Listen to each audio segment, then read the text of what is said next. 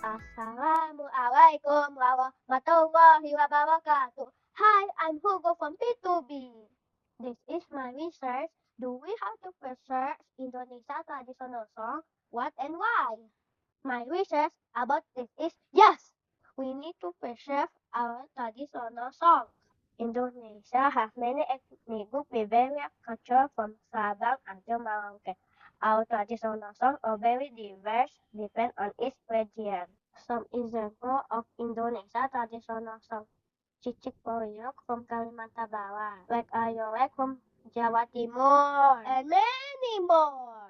As an Indonesian, we need to preserve our traditional songs to stay connected with the cultural heritage of the past so that our culture is not extinct. Thank you for listening to my research. Wassalamualaikum warahmatullahi wabarakatuh.